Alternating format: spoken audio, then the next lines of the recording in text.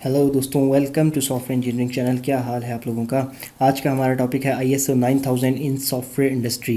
तो ये टॉपिक है, इसके ऊपर हमारे कुछ दोस्तों ने, कुछ स्टूडेंट्स ने, कुछ चाहने वालों ने रिक्वेस्ट की थी कि काइंडली इस टॉपिक को भी कवर करें कि ISO 9000 जो है वो सॉफ्टवेयर इंडस्ट्री में या फिर सॉफ्टवेयर इंजीनियरिंग में किस तरीके से यूज़ हो रहा है, इसका क्या यूजेज है। लोगों को समझने में इसको काफ़ी ज़्यादा प्रॉब्लम होती है। तो आज हम इसको अपने वीडियो लेक्चर में कवर करेंगे और कोशिश करेंगे कि हम इसके कंसेप्ट को क्लियर कर सकें।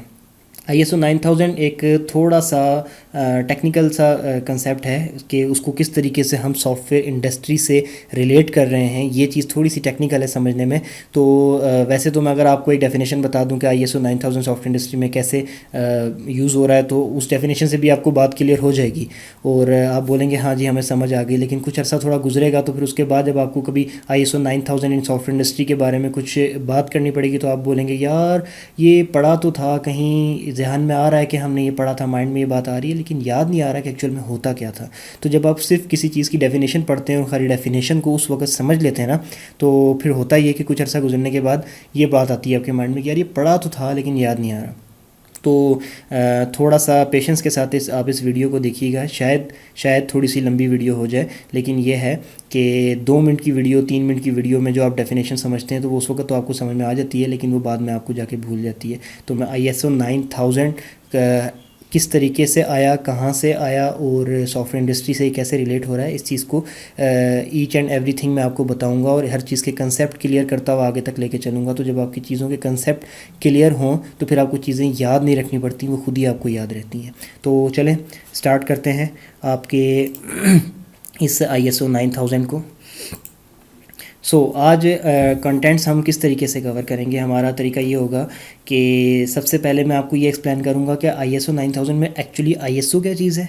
फिर उसके बाद मैं आपको बताऊँगा कि ISO 9000 क्या है।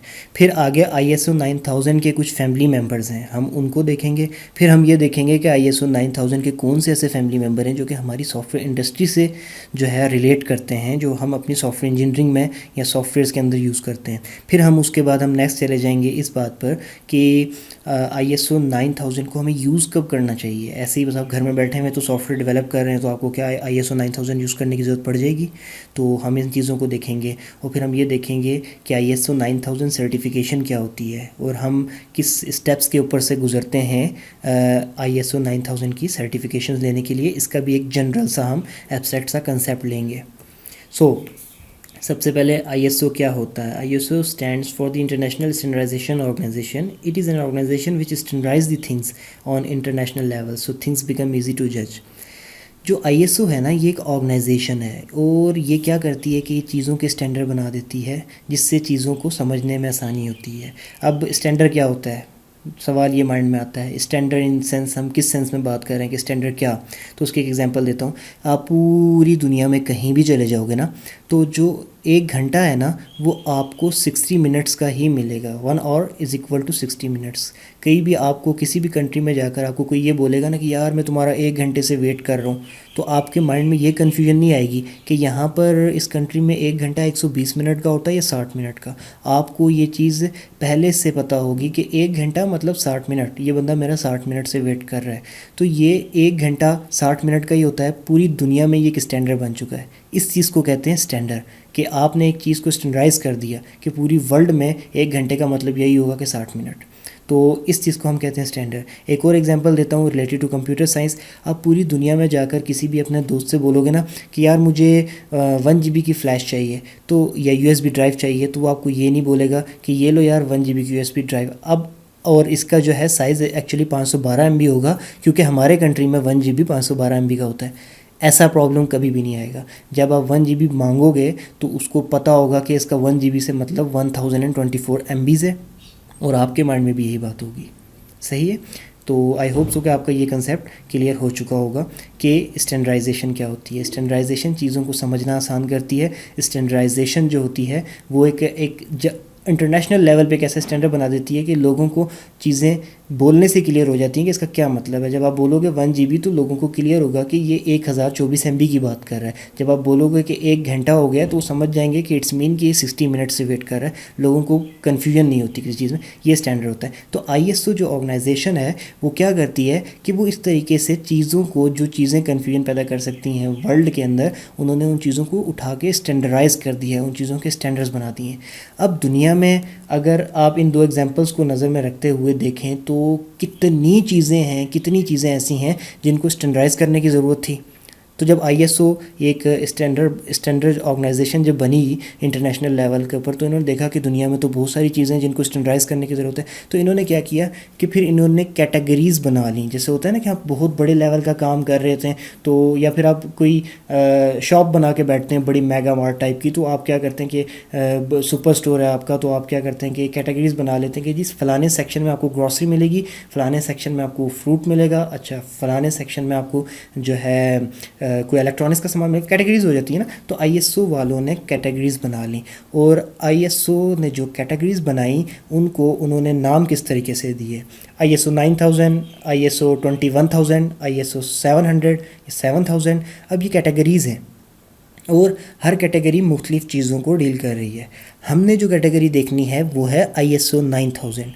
अब ISO 9000 की जो कैटेगरी है ना, वो क्वालिटी के रेलेवेंट चीज़ों को जो है डील करती है। क्वालिटी के, किसी भी चीज़ की क्वालिटी की जब बात आती है ना, तो वो ISO 9000 कैटेगरी को फॉलो कर रहे होते हैं। क्वालिटी के रेलेवेंट जितने भी इंटरनेशनल स्टैंडर्ड हैं वो ISO 9000 में होते हैं। यहाँ तक आपको क्लियर हो गया। तो ISO 9000 क्वालिटी के मैटर्स को डील करती है। अब एक्चुअली ISO 9000 क्या है आगे मैं आपको बताता हूँ। जैसे कि मैंने आपको बताया कि ISO 9000 is a family of quality based standards by the international standardization organization, जिसको हम ISO कहते हैं। अच्छा, ISO 9000 जो फैमिली है ना, जैसे मैंने आपको बताया कि ISO वालों ने मुख्तलिफ़ कैटेगरीज़ बना ली, और उसमें से एक कैटेगरी जो है 9000 है जो कि क्वालिटी को डील करती है। अब क्वालिटी भी मुख्तलिफ़ किस्म की होती है, मुख्तलिफ़ जगहों पे मुख्तलिफ़ किस्म की क्वालिटी होती है। अगर आप कोई खाने की चीज़ लेने के लिए जा रहे हो तो वहाँ पर क्वालिटी का मतलब कुछ और होगा। अगर आप कोई इलेक्ट्रॉनिकल चीज़ लेने के लिए जा रहे हो तो वहाँ पे क्वालिटी का मतलब कुछ और होगा। तो चीज़ों की क्वालिटी है तो जेनेरिक टर्म क्वालिटी है, लेकिन यह है कि क्वालिटी भी मुख्तलिफ़ कैटेगरीज़ में लाई करती है ना। तो ISO 9000 के आगे टोटली 5 मेंबर्स हैं जो कि डिफरेंट तरीके की क्वालिटी की कैटेगरीज़ को आगे टारगेट कर रहे हैं। उसके अंदर पहला आता है ISO 9000, फिर दूसरा 9001, फिर तीसरा 9002 एंड सो ऑन 9004। तो 9000 से लेके 9004 तक ये 5 फैमिली मेंबर्स बनते हैं। ये बात आपको क्लियर हो गई। अच्छा, अब दूसरी बात, all this family members are targeting the quality from different perspectives and they are applicable to different things and fields of life. Okay, ये बात भी आपको क्लियर हो गई होगी कि जितने भी फैमिली मेम्बर्स हैं, ये मैंने आपको जैसे अभी पहले बताया कि टारगेट ये क्वालिटी को ही कर रहे हैं, लेकिन ये डिफरेंट पर्सपेक्टिव से जो है ना उसको टारगेट करते हैं, क्योंकि क्वालिटी मुख्तलिफ़ चीज़ों के सेंस में मुख्तलिफ़ तरीके से मैयर होती है। तो उसको मैयर करने का या क्वालिटी का एक स्टैंडर्ड बनाते हैं। ओके, तो अब एक इम्पॉर्टेंट पॉइंट जो मैं आपको यहाँ पे समझाता चलूँ, जो लास्ट पॉइंट आपको स्लाइड पे नज़र भी आ रहा होगा, the one family member of ISO 9000 is specific, no one family member is of ISO 9000 is specific to any particular product. ये पॉइंट बहुत काम का है। ऐसा नहीं है कि आपका कोई एक फैमिली मेम्बर जो है किसी प्रोडक्ट के स्पेसिफिक होगा। मतलब ऐसा नहीं है कि ISO 9000 का कोई फैमिली मेम्बर है ISO 9002 और वो सिर्फ मोबाइल्स की क्वालिटी के बारे में बात करता है। ऐसा कुछ नहीं है। किसी भी प्रोडक्ट के लिए स्पेसिफिक नहीं होता ये फैमिली मेम्बर, क्योंकि प्रोडक्ट्स बहुत सारी हैं। अगर आप प्रोडक्ट स्पेसिफिक करने बैठेंगे तो ISO के स्टैंडर्ड तो पता नहीं कहाँ पर चले जाएंगे, लाइन लग जाएगी। उन्होंने एक जेनेरिक किस्म की टर्म्स बता दी हैं कि इलेक्ट्रॉनिक चीज़ों के अंदर हम जो चेक कर रहे होते हैं क्वालिटी, वो किस किस किस सेंस में चेक करते हैं, ठीक है। और अगर आपको खाने की चीज़ लेके के लिए जा रहे हो तो आपको किस सेंस में, ये खाने की चीज़ की मैं आपको जस्ट एक एग्जांपल समझाने के लिए दे रहा हूँ कि लेट्स सपोज कि आपको खाने की चीज़, आप सब्ज़ी लेने के लिए जाते हैं, आप वेजिटेबल लेने जाते हैं, तो आप क्वालिटी क्या चेक करते हैं कि क्या ये फ्रेश है, एक दिन से पुराना तो नहीं है, क्या इसमें कीड़ा तो नहीं लगा हुआ, और क्या इसका टेस्ट ख़राब तो नहीं है। आप ये चीज़ें चेक कर रहे हैं, इसकी क्वालिटी में आती हैं। लेकिन यही क्वालिटी के स्टैंडर्ड क्या आप लैपटॉप के ऊपर अप्लाई कर सकते हैं? क्या आप लैपटॉप को लेने से पहले ये देखेंगे कि कहीं दुकान पे 2 दिन पुराना तो नहीं रखा हुआ, या फिर आप क्या ये देखेंगे कहीं इसको कीड़ा तो नहीं लग गया, या फिर आप ये भी नहीं देखेंगे कि कहीं इसको खाते हुए इसका टेस्ट तो नहीं ख़राब हो गया। है तो वो खाना चेक करना, कीड़ा ना लगा हुआ हो ये चेक करना, और 2 दिन से पुरानी ना हो ये चीज़ चेक करना, है तो ये भी क्वालिटी। लेकिन ये क्वालिटी आप एडिबल प्रोडक्ट्स पे तो इम्प्लीमेंट हो सकती है, लेकिन लैपटॉप पे नहीं हो सकती। तो ऐसी क्वालिटीज़ जो हैं वो आप ये देख लो कि इसने क्वालिटीज़ को किस तरीके से डिवाइड किया हुआ है। तो जो क्वालिटीज़ आपकी प्रोडक्ट से ज़्यादा मैच कर रही हों, आप जिस फैमिली मेम्बर की क्वालिटीज़ आपकी प्रोडक्ट से ज़्यादा मैच कर रही हों, लेट्स सपोज ISO 9000 फैमिली है, और उस ISO 9000 फैमिली की जो फैमिली मेम्बर 9002 है, वो जो क्वालिटी को मेजर करने की चीज़ें प्रोवाइड कर रहा है, वो आपकी प्रोडक्ट को ज़्यादा अच्छे तरीके से क्वालिटी मेजर कर सकती हैं, तो आप ISO 9002 फॉलो कर लो। दैट्स इट, सिंपल ये तरीका है। ऐसा नहीं है कि किसी स्पेसिफिक चीज़ के लिए आपको जो है कोई तरीका मिलेगा फॉलो करने के, स्पेसिफिक चीज़ के लिए आपको कोई 9000 का स्टैंडर्ड मिलेगा, कुछ स्टैंडर्ड नहीं मिलेगा। हो सकता है इस बात को सुन के आप थोड़ा सा कन्फ्यूज़ हो गए हो, लेकिन आप आगे चलेंगे तो आपको ये चीज़ भी क्लियर हो जाएगी। चलें आगे चलते हैं। अब ये ISO 9000 फैमिली मेम्बर्स मैंने आपको बताए थे, तो ये ISO 9000 के सारे फैमिली मेम्बर्स, और वो किस किस पर्सपेक्टिव से क्या क्या चीज़ आपको बताते हैं क्वालिटी की, तो उन्होंने ये बता दिया है यहाँ पर आपको। ओके, अब ये देखें ISO 9000 क्या बताता है। ये बताता है कि ISO 9001, 2 और 3 आपकी प्रोडक्ट जो आप जिसकी क्वालिटी आप मेजर करना चाह रहे हैं, उसके लिए इस ISO 9000 फैमिली का कौन सा मेंबर ज़्यादा अच्छा रहेगा, 9001, 9002 या 9003। इस बात की डेफिनेशन जो है ISO 9000 में मिलती है। ठीक है, अब इसी तरीके से लास्ट वाले पे आ जाता हूँ मैं, ISO 9004। अच्छा, ये क्या करता है कि it defines 20 concepts about the quality which are use in the above 3 standard 9001, 9002 and 9003। जो क्वालिटी को मेजर करने के लिए जो ओवरऑल 20 कंसेप्ट्स यूज़ हो रहे हैं ना, अगर आपको उनकी डेफिनेशन या उनकी डिटेल चाहिए तो वो आपको ISO 9004 में पड़ी हुई मिलेगी। 9000 का पता चल गया, 9004 का पता चल गया, 9001, 2 और 3। अब हम इन पे आते हैं। अब जो 9003 है, अब आप इसको कहाँ यूज़ करते हैं, evaluation of final inspection and test phases. जहाँ पर आपने कोई फाइनल इंस्पेक्शन करनी हो, टेस्ट फेसेस करने हो, चाहे वो किसी भी चीज़ के हों, चाहे वो रेलेवेंट टू सॉफ्टवेयर हो या फिर कोई बिल्डिंग हो या फिर किसी भी चीज़ की आपने इवैल्यूएशन करनी हो, तो अब ये इवैल्यूएशन जो है जिस चीज़ से रिलेट हो रही हो और आपने इवैल्यूएशन का कोई प्रॉब्लम सॉल्व करना हो, तो आप ISO 9003 का स्टैंडर्ड को फॉलो कर लेंगे। इसी तरीके से ISO 9002 कुछ और बता रहा है। बहरहाल अब मैं पॉइंट पे आता हूँ। हम सॉफ्टवेयर इंडस्ट्री की बात कर रहे थे क्योंकि, तो ISO 9001 जो है वो हमारी सॉफ्टवेयर इंडस्ट्री या फिर सॉफ्टवेयर डेवलपमेंट को प्रॉपरली मैच करता है, रिलेट करता है। इसलिए हम ISO 9000 फैमिली का फैमिली मेंबर ISO 9001 जो है अपनी सॉफ्टवेयर इंडस्ट्री के अंदर यूज़ कर रहे होते हैं। अब ISO 9001 क्या कहता है कि मैं क्या करता हूँ, वो ये कहता है कि deals with the quality assuring in design, development, installation and maintenance. अब आप देखें ये चीज़ गौर से कि हम सॉफ्टवेयर जब आप बना रहे होते हैं या सॉफ्टवेयर इंडस्ट्री में जब आप काम कर रहे होते हैं, तो डिज़ाइनिंग भी इंक्लूड होती है उस काम में, डेवलपमेंट भी इंक्लूड होती है उस काम में, इंस्टॉलेशन भी इंक्लूड होती है उस काम में, मेंटेनेंस भी इंक्लूड होती है उस काम में। ये ISO 9001 एक ऐसा स्टैंडर्ड है जो कि हमारे सॉफ्टवेयर इंडस्ट्री से बहुत ज़्यादा रिलेट कर रहा है, क्योंकि इसके अंदर वो सारी चीज़ों को ये कवर कर रहा है जो हम सॉफ्टवेयर इंडस्ट्री में इस्तेमाल कर रहे होते हैं। तो इसलिए हम सॉफ्टवेयर इंडस्ट्री में ISO 9000 का जो फैमिली मेम्बर यूज़ करते हैं वो ISO 9001 है स्पेसिफिकली। तो ये बात भी आपको अब क्लियर हो गई। अब इसका मतलब ये नहीं है कि ISO 9001 जो है टोटली सॉफ्टवेयर इंडस्ट्री के लिए हो गया, इसको कोई और यूज़ नहीं कर सकता। अगर कोई और कंपनी है और उनके पास भी ये फेजेस मौजूद हैं, डिज़ाइनिंग का, डेवलपमेंट का, इंस्टॉलेशन का एंड मेंटेनेंस का, तो वो भी यूज़ कर सकते हैं। वो कंपनी कोई हार्डवेयर असेंबलिंग की कंपनी भी हो सकती है, वो कोई कंपनी को ऐसी भी हो सकती है जो बड़ी बड़ी मशीनें बनाती है, वो लोग भी डिज़ाइन करते हैं, वो भी डेवलप करते हैं, वो भी मशीनों को जाकर इंस्टॉल करते हैं, वो भी मेंटेनेंस करते हैं। तो वो लोग भी जो है इस 9001 को फॉलो कर सकते हैं। तो जो बात पीछे मैंने बताई थी और शायद वो उस वक्त थोड़ी सी कन्फ्यूजिंग लगी हो, तो वो बात अब यहाँ पे आपको क्लियर हो गई होगी आकर कि जो है ये टॉपिक जो है किसी भी कोई भी स्टैंडर्ड जो है ISO 9001 का किसी भी स्पेसिफिक चीज़ से लिंक नहीं हो रहा होता। ये स्टैंडर्ड आप देखो कि आप जो प्रोडक्ट लेके चल रहे हो, जिसकी क्वालिटी आपने चेक करनी है, उसकी क्वालिटी चेक करने के लिए जो जो चीज़ें रिक्वायर्ड हैं वो इस फैमिली मेम्बर्स, इन सब फैमिली मेम्बर्स में कौन ज़्यादा कवर कर रहा है। हमने देखा कि सॉफ्टवेयर की जो क्वालिटीज़ रिक्वायर्ड हैं वो 9001 में कवर हो रही हैं, हमने इसको फॉलो कर लिया। कोई और कंपनी देखती है तो वो देखती है कि हमारी जो क्वालिटीज़ है वो भी 9001 ज़्यादा कवर कर रहा है, तो वो भी इसको फॉलो कर लेंगे। तो ये प्रोडक्ट स्पेसिफिक नहीं है, बल्कि आप ये देखते हो कि आपकी प्रोडक्ट कौन कौन सी जो है क्वालिटी मेजरमेंट की रिक्वायरमेंट रखती है, और वो आप यहाँ से वो वाला स्टैंडर्ड उठा के फॉलो कर लेते हो। स्पेसिफिक किसी प्रोडक्ट के लिए ISO अपना स्टैंडर्ड नहीं बनाया करता। ओके, तो यहाँ तक आपको चीज़ें क्लियर हो गई होंगी। अब नेक्स्ट चलते हैं कि जैसे मैंने आपको पहले बताया कि from the family of ISO 9000 the family member ISO 9001 relates the most to software industry. यहाँ तक तो बात क्लियर हो गई। अब ISO 9001 को थोड़ा सा देखते हैं। जैसे कि आपको ये भी पहले बता दिया कि design, development, production, installation and servicing के काम को ये संभालता है, ठीक है। और ये सारी तमाम चीज़ें जो है सॉफ्टवेयर इंडस्ट्री के अंदर मौजूद होती हैं, इसलिए हमने 9001 को चूज़ कर लिया। इस स्लाइड में यही बात लिखी हुई है। नेक्स्ट चलते हैं। मेन चीज़, ISO 9000 आप यूज़ कब करोगे? क्या आप घर में बैठ के एक छोटी सी एप्लीकेशन बनाने जा रहे हो तो क्या आपको ISO 9000 की ज़रूरत पड़ गई? नहीं, ऐसा नहीं है।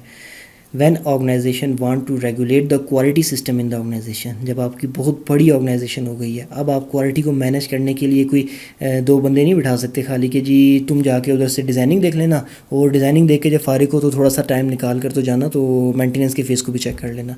अब इतनी बड़ी ऑर्गेनाइजेशन है तो उसके अंदर इस तरीके से तो क्वालिटी मैनेज होगी नहीं। तो आपने पूरा एक रेगुलेट करना है सिस्टम को, एक प्रॉपर सिस्टम लॉन्च करना है अपनी ऑर्गेनाइजेशन के अंदर क्वालिटी मैनेज करने का। तो उस सिस्टम को लॉन्च करने के लिए कुछ रूल्स एंड रेगुलेशन चाहिए, ठीक है। और वो रूल्स एंड रेगुलेशन आपको कहाँ से मिलेंगे?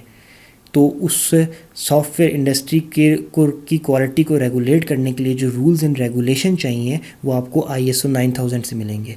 एक बात मैं आपको और बताता चलूँ कि ISO 9000 ISO के अंदर एक ऐसा स्टैंडर्ड है जो कि इम्प्लीमेंटेबल है सॉफ्टवेयर इंडस्ट्री पे, तो इसलिए हम उसको सॉफ्टवेयर इंडस्ट्री पे इम्प्लीमेंट कर देते हैं। लेकिन सॉफ्टवेयर इंडस्ट्री का एक पर्सनल अपना स्टैंडर्ड भी मौजूद है जिसको हम CMM कहते हैं। CMM क्या है, उसके ऊपर भी एक वीडियो हमारी बनी हुई है और इस चैनल पे पड़ी है। अगर आप उसको डिटेल में समझना चाहें तो वो भी जाके समझ सकते हैं। वो आपकी ऑर्गेनाइजेशन को किस तरीके से स्टेप बाय स्टेप मैच्योर करता है। Okay, coming back to the topic. तो आप इसको कब चूज़ करते हैं? तब चूज़ करते हैं जब आपने अपनी एक बड़ी ऑर्गेनाइजेशन के अंदर क्वालिटी का सिस्टम रेगुलेट करना होता है। ये बात आपको आई थिंक समझ आ गई होगी। सो अब एक रैंडम से आपको एग्जांपल भी दे देता हूँ। In our example, if we are a software industry, then to regulate the quality system in our industry we will choose the ISO 9000 and is it relate the most to our software industry। ये वही बात repeat हुई है यहाँ पर कि जो हम देखते हैं कि हमें अपनी ऑर्गेनाइजेशन हमने बनाई है। कौन सी ऑर्गेनाइजेशन बनाई है? सॉफ्टवेयर इंडस्ट्री की ऑर्गेनाइजेशन बनाई है, ठीक है। अब हमारा सिस्टम इतना बड़ा हो गया कि हम एक या दो बंदों से क्वालिटी मैनेज नहीं करवा सकते। अब हम ये सोचेंगे कि जी हमें कोई क्वालिटी मैनेज करने के लिए कोई सिस्टम चाहिए। जब सिस्टम चाहिए ये बात माइंड में आएगी तो हमारे माइंड में आएगा कि सिस्टम क्वालिटी स्टैंडर्ड लेवल पे मैनेज करने के लिए ISO प्रोवाइड करेगा। जब हम ISO में जाएंगे तो हमारे माइंड में आएगा कि सॉफ्टवेयर इंडस्ट्री के लिए क्वालिटी मैनेज करनी है तो ISO का क्वालिटी मैनेज करने वाली कैटेगरी 9000 है। जब हम 9000 में जाएंगे तो उसके अंदर हमें पता चलेगा कि 5 मेंबर्स हैं क्वालिटी मैनेज करने वाले। तो अब हम इसके अंदर ये देखेंगे कि उन 5 मेंबर्स में से हमारे सिस्टम के साथ कौन सा रिलेट कर रहा है, तो हमें पता चलेगा कि 9001 है जो हमारे साथ रिलेट कर रहा है, हम उसको चूज़ कर लेंगे। अच्छा, एक तो वजह ये हो गई कि जब आपको क्वालिटी रेगुलेट करनी है तो तब आप ISO 9000 यूज़ करोगे। दूसरी वजह ये होती है कि जब आप कोई कॉन्ट्रैक्ट बना रहे होते हो, जो कि लास्ट पॉइंट लिखा है स्लाइड पे, during a contract between 2 parties when an organisation want to check the quality of this suppliers supply. कोई ऑर्गेनाइजेशन है वो आपसे कॉन्ट्रैक्ट करती है और वो सप्लायर जो है वो उसकी सप्लाई की क्वालिटी को चेक करना चाहती है, तो क्वालिटी को वो किस तरीके से चेक करेगी? हो सकता है सप्लायर बोले कि नहीं जी हमारे लिहाज से क्वालिटी का ये मतलब होता है, और कोई दूसरा बोले कि नहीं जी हमारे लिहाज से तो क्वालिटी का ये मतलब होता है। तो अब दोनों की लड़ाई हो जाएगी। वो बोलेंगे नहीं तुमने अपनी क्वालिटी बना रखी है, हमने अपनी क्वालिटी बना रखी है, हम तुमसे प्रोडक्ट्स नहीं लेंगे। तो इस चीज़ से बचने के लिए एक स्टैंडर्ड मेथड चाहिए होता है क्वालिटी को मेजर करने का, और वो आपको ISO प्रोवाइड कर देती है। तो जब आप किसी कंपनी के साथ कोई कॉन्ट्रैक्ट साइन करते हो, जब आपने प्रोडक्ट्स उनसे कुछ लेनी होती हैं, कुछ देनी होती हैं, और क्वालिटी वहाँ पे मैटर कर रही होती है, तो आप ISO 9000 का स्टैंडर्ड फॉलो कर लेते हो, क्योंकि वो क्वालिटी का स्टैंडर्ड ऐसा है जिसको सब मानेंगे। तो ये पता चल गया कि ISO 9000 स्टैंडर्ड कब यूज़ करना है। अब नेक्स्ट चलते हैं कि ISO 9000 सर्टिफिकेशन क्या होती है। ये ऐसा नहीं होता कि कुछ सेट ऑफ रूल्स हैं और वो आपने उठाकर तो फॉलो करना शुरू कर दिया, और जब आप वो फॉलो कर रहे हैं तो आपने ये बोल दिया कि जनाब ISO 9000 सर्टिफिकेशन हमने फॉलो करना शुरू कर दिया, सॉरी ISO 9000 हमने फॉलो करना शुरू कर दिया एंड दैट्स इट, और आपने अपने पेपर्स पे लिख दिया कि वी आर फॉलोइंग ISO 9000। इस तरीके से कोई नहीं मानता कि आप ISO 9000 फॉलो करें। आपको इसका प्रॉपर तरीके से सर्टिफिकेट लेना पड़ता है। आप पहले टर्म्स एंड कंडीशंस को जाके पढ़ते हैं और उसके बाद आप ISO 9000 को फॉलो करते हैं। ISO 9000 को फॉलो करने के बाद आपको सर्टिफिकेट मिलता है इस बात का ISO की तरफ से, उस इंटरनेशनल स्टैंडर्डाइजेशन ऑर्गेनाइजेशन की तरफ से, कि आप ISO 9000 फॉलो कर रहे हैं। उसके बाद आप अपने टर्म्स एंड कंडीशन पे या फिर आप अपने पेपर्स के ऊपर या फिर आप अपने प्रोडक्ट के ऊपर ये स्टैंप लगा सकते हो कि वी आर फॉलोइंग ISO 9000 या फिर वी आर ISO 9000 सर्टिफाइड। तो आपको पहले सर्टिफिकेशन लेनी पड़ती है। अब वो सर्टिफिकेशन कैसे मिलती है? ये कोई एक दिन का प्रोसेस नहीं है कि आपने टर्म्स एंड कंडीशन लिखे और सबसे जाकर ये जो है हल्फ ले लिया या फिर सबको बोल दिया कि जी आज हम वादा करते हैं जी कि अब हम ISO 9000 के सारे रूल्स फॉलो करेंगे, तो ये बात डन हो गई, तो अब आपको ISO जो है सर्टिफिकेट दे देगी। ऐसा नहीं होता। एक स्टेप है, उनको फॉलो करना पड़ता है।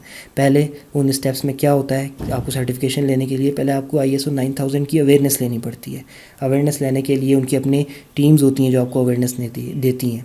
फिर उसके बाद आपको ये देखना पड़ता है कि आपको ISO 9000 का कौन सा फैमिली मेम्बर आपकी प्रोडक्ट से रिलेट करता है जो आप फॉलो करेंगे। दो बातें।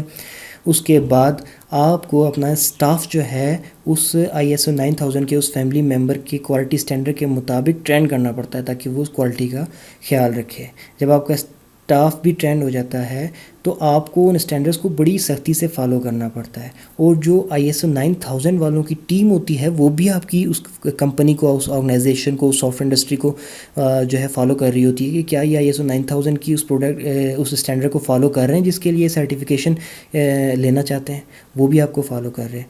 जब ये सारी की सारी स्टेजेस आप कवर कर लेते हैं तो उसके बाद जाकर आपको ISO 9000 वाले आके चेक करते हैं, ISO वाले आके चेक करते हैं कि आप ISO 9000 कैटेगरी को फॉलो कर भी रही हैं या नहीं। जब उनकी चेकिंग के ऊपर आप पूरे उतरते हैं और उनको यकीन हो जाता है कि आप वाकई ही फॉलो कर रहे हैं तो उसके बाद वो आपको जाकर सर्टिफिकेशन देते हैं, जिसके बाद आप ये कह सकते हैं कि वी आर ISO 9000 सर्टिफाइड। तो ये तरीका होता है सर्टिफिकेशंस लेने का। और इस सारे प्रोसेस में कम से कम भी 12 से 14 महीने लग जाते हैं, क्योंकि आपने अपनी टीम्स को ट्रेन करना है, उन लोगों ने आकर आपको चेक करना है, आपकी इंस्पेक्शन करनी है, आपने क्वालिटी को प्रॉपर्ली फॉलो करना है। तो 12 से 14 महीने कम से कम लग ही जाते हैं ये सारा कुछ करने में। और ISO 9000 की वेबसाइट भी है, आप गूगल करें, आपको इसकी बहुत सारी डिटेल मिल जाएंगी कि ISO 9000 को आप अपनी प्रोडक्ट पे किस तरीके से इंप्लीमेंट कर सकते हैं, किस तरीके से आप इनकी सर्टिफिकेशन ले सकते हैं। तो वो एक अलग टॉपिक है, उसके ऊपर आपको बहुत सारे तरीके मिल जाएंगे। हमने फ़िलहाल अभी ये कवर करना था कि ISO क्या है, ISO 9000 क्या है, ISO 9001 जो है वो हमारी सॉफ्टवेयर इंडस्ट्री को किस तरीके से रिलेट कर रहा है और वो क्या क्या चीज़ें हमारी सॉफ्टवेयर इंडस्ट्री के अंदर कवर अप कर रहा है। सो ये हमारा टॉपिक था। और ये टॉपिक ये समझ लें कि ISO 9000 का बहुत बड़ा टॉपिक है और इसके अंदर से हमने ISO का कंसेप्ट ले लिया, 9000 के ले लिया, 9001 जो है वो किस तरीके से हमारी सॉफ्टवेयर इंडस्ट्री को रिलेट कर रहा है ये भी हमने बता दिया। और हम ISO 9000 को सॉफ्टवेयर इंडस्ट्री में कब फॉलो अप करेंगे ये भी बता दिया, और सर्टिफिकेशन कैसे लेनी है ये भी हो गया cover.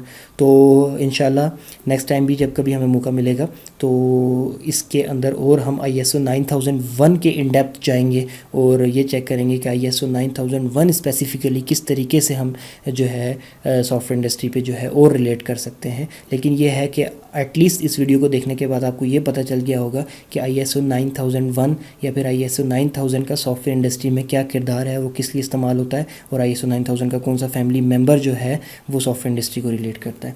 So thank you very much video को देखने के लिए। अगर अभी तक आपने चैनल सब्सक्राइब नहीं किया है तो चैनल को सब्सक्राइब कर लें। और इंसान हैं हम भी और इंसानों से मिस्टेक्स होती हैं, ज़रूरी नहीं कि हमारी वीडियोस परफेक्ट हों। अगर कोई गलती नज़र आती है तो काइंडली कमेंट सेक्शन में हमारी भी आप करेक्शन कर सकते हैं। हम कोई ऐसा नहीं है कि हमसे कोई गलती नहीं हो सकती, गलती किसी से भी हो सकती है। तो काइंडली आप हमसे सीखें और हमें भी मौका दें कि हम आपसे सीख सकें। वीडियोस को लाइक करें अगर आपको पसंद आती हैं, अपनी रिव्यूज़ कमेंट सेक्शन में लाजमी दिया करें। यूट्यूब चैनल को सब्सक्राइब कर लीजिए प्लीज़, और वीडियोज़ को शेयर करें ताकि बाकी लोग भी सीख सकें। और अगर आपकी कोई और आप किसी टॉपिक पे वीडियो बनवाना चाहते हैं तो काइंडली वो टॉपिक आप कमेंट सेक्शन में, किसी भी वीडियो के कमेंट सेक्शन में जाके ड्रॉप कर सकते हैं। Thank you very much.